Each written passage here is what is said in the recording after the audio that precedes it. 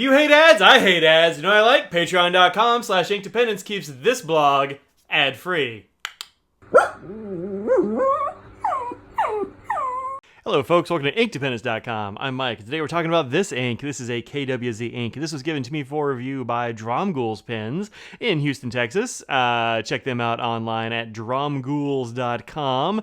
Link in the description and such. This is KWZ's Gray Plum, and this is the box it comes in. And then this is the bottle. I actually really like the I like the swatch they put on here because this is definitely this ink. I mean, it's got like a little bit of sheen in there, just a little bit, but I really do dig that they give you the ink on the color on the bottle and on the box. That's very useful for storage and stuff. This bottle is 60 mils and it sells for $15 at Dromgoole's. And KWZ inks do have a little bit of a vanilla smell to them. It doesn't bother me. I actually kind of like the smell. I think it smells pretty nice. And you can't actually smell it on the paper. And let me test that. Well, I can smell it a little bit in this swatch, which is pretty fresh, but you don't smell it too much, but there is a vanilla smell, so if you're sensitive to that, you ain't gonna like it. All right, so here's the ink on some paper. This is, of course, my general Rhodia pad that I use, 80 grams per square meter on my Galen Leather Works like Rhodia pad holder, which I dig a lot. And here is the ink. As you can see, this is a very dark ink. It is, I mean, it's a purple, but you can only really tell it's a purple out here and like some in the middle. In the actual text itself, it looks very black. You'll get some shading out to this purple tone in larger nibs. I've had this in two pens, as I say here. The first one is the Rotring Initial. This is a medium nib, and it's a fairly, I mean, it's a pretty standard medium nib. Maybe a little bit on the fine side if I'm, if I'm real critical. It's very, look at that cool spear-shaped nib. I really dig this thing. And it's been very nice in here. I haven't had any problems with hard starts or anything. It's maybe a little bit on the wet side, this ink, which I think is cool. It's also kind of a thick ink, so if you draw or write on a paper that's coated like Rhodia, then you'll be able to see like the ink like sit on top of the paper for a sec before it like dries, and I really like the way that looks. Also, it's called Rotring because of that red ring right there. Okay. The other pen is this one, which is an Aurora Talentum. It is also a medium, but it's a very different sized medium. And you can see that in the text as well. It has a bunch more tipping. It's a much wider medium and a fairly wet nib, actually. So it's been in both these pens for a little while. When did I ink these things up? Inked up the Talentum in December, and then this one in February. So a little while. And I've actually really been enjoying it in here. I've re-inked it a couple of times just because I hadn't done the review yet, and I kind of like this ink. It is pretty much a black when you have it on paper like this. You will, in the larger nib, find some more of that shading in the smaller medium here. And you can see this is a big difference in these medium nibs, right? Huge difference, I think. And you can see a little bit of shading from this medium nib. I think if you put it in like a stub or maybe a nib that's a bit drier, you'll get more of that shading and less of the just straight up black looking character here, which is cool. If you want to sneak this into like a work setting that's more formal, you can probably, I think, do that with this one. And really just you'll be the one that knows that it's a purple and not actually a black. Okay, so let's do a water test. Let's look at it on some other papers and look up some comparisons. All right, so here comes the water. Let's give that a little bit of a shimmy. Move it around. All right. Looking pretty okay so far. Some of it is swirling away, but not a huge amount. Just some of it.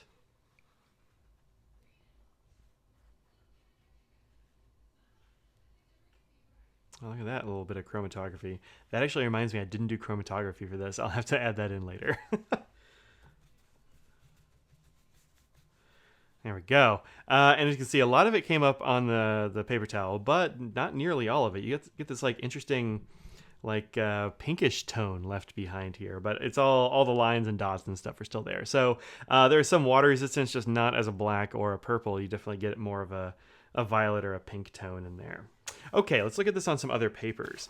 Firstly, we have it here on the 20-pound junk paper from Staples. This is 20-pound Staples copy paper, and this is like whatever you would have in your office. I'm currently working from home, so I don't have access to office paper anymore except for what I brought home. So this has got a few little feathers here and there, especially from the talentum, but it's a much wetter medium nib. And then here on the back, you can see you've got some a little bit of bleed. Not a huge amount. A lot of that's just show through because it's a fairly thin paper. I mean, you can almost actually in real life I can kind of almost see my hand through it, but you can't really on camera. But you see there is some bleed through in a little bit, but most of that's show through, I think. All right. So that's the copy paper. Here we have my Inky Fingers currently inked book. This is wheat straw paper, and it's not going to bleed through this, of course. And nothing really has so far. And here's what it looks like from the Rotring Initial, which is very, very black, super dark. And then here from the Aurora Talentum, you get more of the purple. You can see that on the camera for sure. Also, I should say this is very close. I looked up what a gray plum was like. It's a variety of plum, and it's a very, very, very dark and kind of dusty looking purple, and this is pretty much it. This is more of a purpley black, I think, than anything else. And then here on my ink journal, which is Tomoe River, we have them here and here. There we go. And again, from the Initial, which is putting a lot of ink in a small place, it's mostly a black. I can just barely tell it's an off black, and then here from the Talentum, you can definitely tell it's a purple. But, you know, it's a very dusky, sort of very dark purple. So there you go. All right, 3 papers. Let's find some ink cards here. These are, of course, the Colodex cards. Go check these out at wellappointeddesk.com and on a store she makes these, or at a retailer that you like shopping from. But definitely get yourself some Colodex cards, or coloring cards, which is what these are. Well, just that one. The rest of these, I think, are actually Mnemosyne. So here it is, Caran d'Ache Ultraviolet, which is more of a violet tone than Gray Plum, which is a very dark purple. In the smear, you definitely get a lot of that purple action in here. But the Ultraviolet is pretty cool as well, if you like those Caran d'Ache inks. We've also got here Pittsburgh Violet Starling, Pittsburgh Aviary Violet Starling from Birmingham Pen Co., which is likewise a very dark purple, and it actually, weirdly, it doesn't shade as light as KWZ does, but it's a very similar sort of color. And these are pretty inexpensive at like I think they're $6 for a 30 ml bottle. So check those out if you're into this color of a very dark purple. And then here I have 3 Oysters Purple Gray, which is kind of like Gray Plum in name, but you can definitely tell the difference in these 2 purples. Like this is a whole different purple than this one. You got a warm purple and a cold purple here. That's what we got going on there. So there's 3 Oysters Purple Gray. And then we have Lamy Dark Lilac, because you got to do that for one of these. And Dark Lilac is much lighter than this one. Doesn't have the sheen either in the Gray Plum. You got a little bit of, I don't know, maybe a little bit of sheen like down here, a little bit of shine, but not really a sheen. This one, however, sheen's golden green, which this is a very cool ink. If you haven't tried that one, sorry, you can't really get it unless you go and pay lots of money on like eBay or something. This is Sailor Shigure, I believe is how you say that. Somebody in the comments tell me how to say it if that's not right, which has definitely got a little bit of sheen over here, a little bit of a reddish sheen, and it's definitely also a different kind of purple, but in the same sort of vein, a very dark purple color. They've got Robert Oster's Barbarossa Grape. I want to say Barbarossa, but it's Barossa Grape, which is a little bit bluer along the edges than Gray Plum, but same kind of color family if you look at the lightest bits. Then one of my favorites, this is Sailor Chushu, and I really like this ink. This ink comes off more of a gray than Gray Plum does, but it's got the same kind of tones in the lighter areas than that Gray Plum does. Then Robert Oster's Purple Rock, which I think is really, really close to KWZ Gray Plum. So if you can find one of these, I don't think you need both, really, but very, very close, these two.